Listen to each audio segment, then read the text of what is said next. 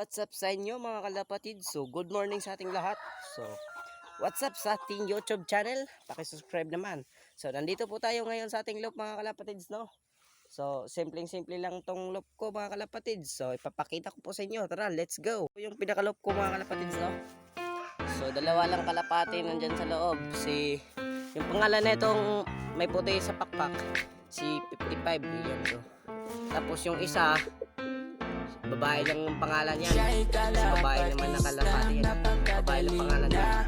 Babae at saka si 55. Pasukin mo si 55 dito sa trap na yun. Nakasigado pa. At meron din tayo dito. Isang bulungan mga kalapati. Napapakita ko na po ito. Isa sa inyo yung unang vlog. Yan mga kalapati. Nabiyak ng itlog. Kawawa. Hindi ko nag-vlog kahapon. Nabiyak ng itlog. Tapos yung isa naman yung nandoon. Nagsusubuan sila. At makinig sa aking sasabihin, talagang nakakabilib. Simpleng taong nabubuhay, walang kaarte-arte. Hangat lang ay sumaya, nagalaga ng kalapati. O di madali ang kanyang napagdaan. Marami man ang harap ay patuloy na gumabang hanggang sa unti-unti niya itong mahawakan ng tamis ng tagumpay. Ay kanyang nalalasahan, pero bago ang lahat ay yung salamat na pala sa nakibahagi mo ng ating unang vlog mga kalapatids, no? Sa aking kapapanood, marami akong natutunan. Mag-training na tayo. Si Warden, estilong pangmalakasan, kasama na mga tips mo, mga vitamins, mga daily maintenance, pati na morning routines. Ang galing-galing mo, idol, wala na akong masabi, lalo na sa pagpi-free flight ng mga kalapate. Siya'y kalapatistang napakagaling na kinakilala. Di mo ma-compare dun sa iba. Taglay niyang kakayahan ay kinakabisa. Siya si Idol Madla, nakakahanga. May mga hawak, gandang linyada. Ika'y inspirasyon kung bakit hanggang ngayon ako'y palaging kumakarera. Ano usapang ibon ba? O dito malupit, may naipanalo na, dami pang certificate.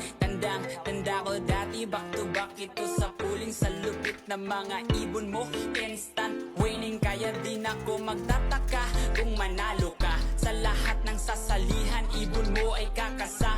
Ibang klase talaga, idolo ng karamihan. Sa pagiging tunay mo, yan aking hinahangaan. Mapagmahal sa ibon at matulungin sa kapwa. Mabait na kaibigan, talagang nakakahanga. Hindi nakakasawang panoorin ka habang nagbabahagi ng kaalaman sa mga batang tulad ng karamihan. Nangangarap balang araw na mahawakan ng tropeyo. Dami mang kaagaw, pampalakas loob, kayaming inspirasyon na balang araw ako din ay magiging isang kampyon. Siya'y kalapatistang napakagaling na kinakilala. Di mo ma-compare dun sa iba. Taglay niyang kakayahan ay kinakabisa. Siya si Idol Madla, nakakahanga. May mga hawak, gandang linyada. Ika'y inspirasyon kung bakit hanggang ngayon ako'y palaging kumakarera.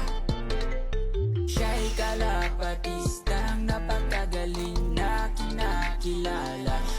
Di mo ma-compare dun sa iba. Taglay niyang kakayahan ay kinakabisa. Siya si Idol Madla, nakakahanga. May mga hawak, gandang linyada. Ika'y inspirasyon kung bakit hanggang ngayon ako'y palaging kumakarera.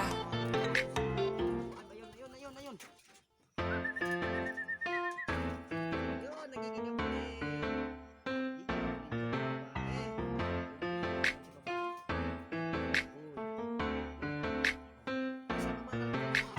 Siya'y kalapatistang napakagaling na kinakilala.